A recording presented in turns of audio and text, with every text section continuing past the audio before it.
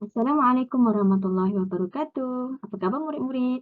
Cikgu harap semuanya sihat sejahtera dan bersedia untuk belajar pendidikan seni visual pada hari ini. Baiklah, untuk tajuk minggu ini kita akan menghasilkan alat domestik iaitu tudung saji bahagian 1. Baik, apa itu alat domestik? Alat domestik adalah alatan rumah yang digunakan semasa menjalankan tugasan harian. Contoh alat domestik adalah nyiru, badang, tembikar, kuron Sabah, dompet duit anyaman Gombong, bakul Iban Sarawak dan bakul. Kesemua alatan ini digunakan oleh masyarakat untuk kegunaan tugasan harian mereka. Baik, di sini adalah merupakan tokoh seni dalam bidang anyaman, iaitu Puan Hajah Aminah Ahmad. Mari kita baca sedikit tentang tokoh ini.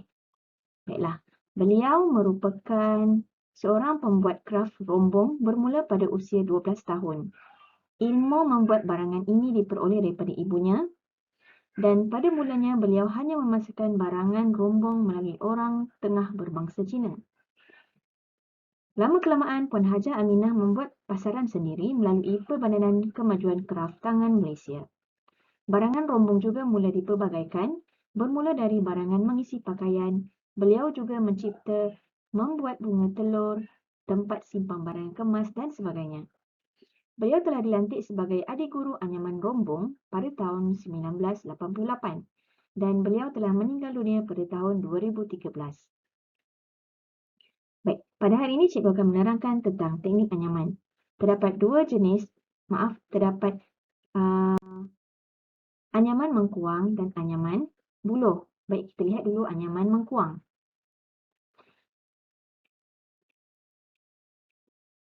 Baik, ini adalah bahan yang menggunakan anyaman mengkuang. Ini adalah pokok mengkuang. Okey, siapa yang tak tahu, ini adalah pokok mengkuang. Anyamannya bermula daripada bahagian tengah bawah atau dari bucu bidang tikar. Mengkuang adalah sejenis bahan yang boleh dilipat kerana ialah bahan yang lembut, dan dia boleh dilipat. Mari kita lihat apa perbezaannya dengan anyaman buluh. Anyaman buluh merupakan bahan yang keras. Ia tidak boleh dilipat dan teknik anyaman secara menjalin bila-bila buruh bermula dari tengah. Jika mengkuang tadi dia bermula daripada bucu ataupun daripada bahagian bawah. Tetapi sekiranya menganyam menggunakan bila-bila buluh, ia bermula dari tengah.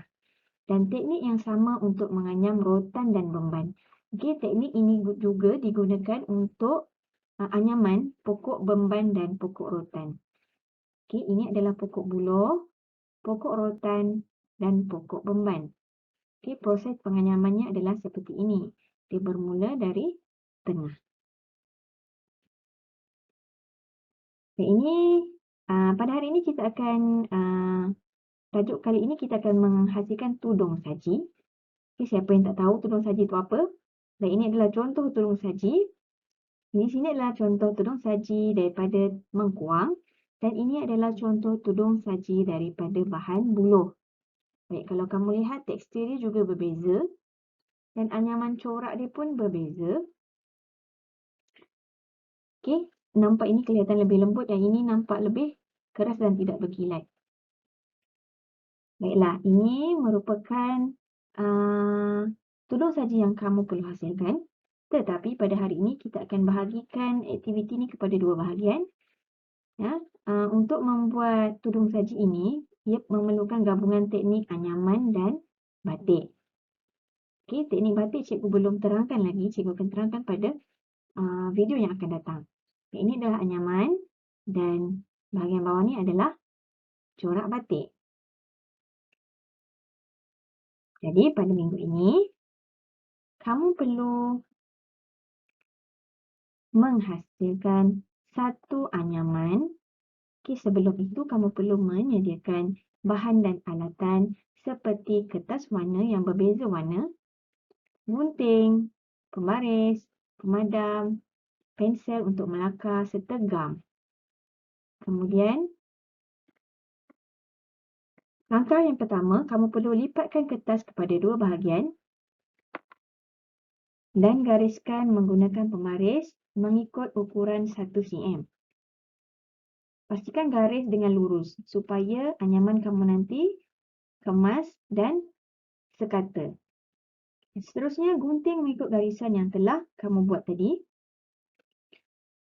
Kemudian, jangan lupa untuk anyaman kertas yang berwarna berbeza, kamu perlu mengguntingkannya secara memanjang dengan ukuran 1 cm. Okey, baik. Kemudian kamu perlu anyamkan mengikut motif yang dipilih. Dan seterusnya, hasil karya teknik anyaman kamu perlu disimpan untuk kita gabungkan dengan teknik penghasilan batik pada minggu hadapan. Ini adalah contoh motif anyaman yang kamu boleh hasilkan. Nanti cikgu akan berikan kepada kamu contoh penghasilan anyaman. Cikgu akan berikan link video untuk kamu tonton. Baiklah, itu sahaja untuk minggu ini. Sekian, terima kasih. Jumpa lagi pada minggu akan datang. Jangan lupa untuk hasilkan anyaman kamu. Assalamualaikum warahmatullahi wabarakatuh.